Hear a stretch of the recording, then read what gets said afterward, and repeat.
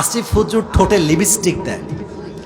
আমি আল্লাহর নামে কসম করে বলছি, ওয়াল্লাহি বিল্লাহি তাল্লাহি, আমার জীবনে কখনো আল্লাহকে সাক্ষী রেখে বলছি, এটা করা তো দূরের কথা, জীবনে কোনো চিন্তাতেও আনি নাই। আমার কথা হচ্ছে, যেই মানুষটা আমাকে বলছে লিপস্টিক দেই, তার একটা ছবি আমাকে আপনি হোয়াটসঅ্যাপে পাঠান, তাকেও আমি লিপস্টিক 1 মিনিটে বানাই দেব। 1 মিনিট লাগবে, জাস্ট একটা ফিল্টার দিব, একটা ফিল্টার এনাফ। প্রিয় ভাইয়েরা, আমরা ওয়াচ করি, মিডিয়ার ভাইয়েরা এটাকে রেকর্ড করে। এখানে 2-3 জনকে আমি চিনি, আদারওয়াইজ কাউকে আমি ডাকিও নাই, কাউকে আমি চিনিও না, ওয়াল্লাহি আল্লাহর কসম।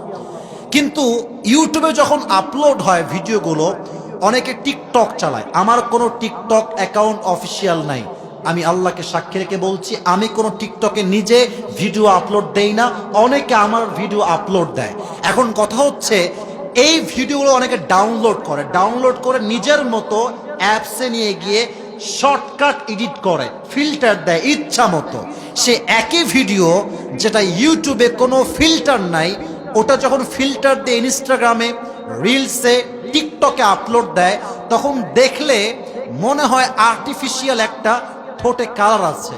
বাট আল্লাহর কসম করে বলছি, যে আমাকে অপবাদ দিচ্ছেন যে আসিফ হুজুর এই কাজটা করেছে, আপনি তওবা করেন, আল্লাহ আপনাকে বিচারের কাঠগড়ায় দাঁড় করাবে যুবক ভাইরা, ঠিক কিনা বল? তা আমি কখনো এগুলো নিয়ে কথা বলি না। সময় টিভির সাক্ষাৎ ছিল প্রায় 1 বছর আগের কথা বলছি, আমাকে একদম সরাসরি বলছে, হুজুর আপনাদের বিষয়ে বক্তব্য কি আপনি বলেন, অমুক অমুক হুজুর আপনাকে নিয়ে কথাগুলো বলেছে। তা আমি অবাক হলাম, যে হুজুরগুলো বলেছে তারাও মিডিয়ায় কাজ করে। বাট সমস্যা কোথায়? আমাদের দেশের সমস্যা হচ্ছে, একজন হুজুরকে যখন হাজার হাজার যুবকরা ভালোবাসতে শুরু করে, তখন ওই হুজুরটা সবার কাছে প্রিয় হলেও হুজুরদের কাছে সে অপ্রিয় হয়ে যায়। তারা ভাবে যে আমরা পড়লাম মাওলানা, মুফতি, মুহাদ্দিস সব পড়লাম, এই সমস্ত করেও আমাদের কোনো মানুষ ভালোবাসে না, দাম দেয় না, এরা আসছে কই থেকে? আমার উত্তর এখানে একটা কথা, ভাই আমিও আপনাকে ভালোবাসি, আল্লাহও আপনাকে ভালোবাসেন, বাট আল্লাহ সবার জন্য সবার হৃদয়ে ভালোবাসা দেয় না যুবক ভাইয়েরা, এটা গড গিফটেড লাভ। অতএব মাথায় রাখবেন একটা কথা, আপনার এলাকার যত মানুষ আপনাকে আজ থেকে মিথ্যা অপবাদ দিবে, you don't need to explain anybody, কিচ্ছু বলবেন না। যদি আল্লাহ আপনাকে সঠিক বোঝে, দুনিয়ার কে কি বুঝলো, খোদার কসম দেখার সময় আমার কাছে নাই যুবক ভাইরা, ঠিক কিনা বল?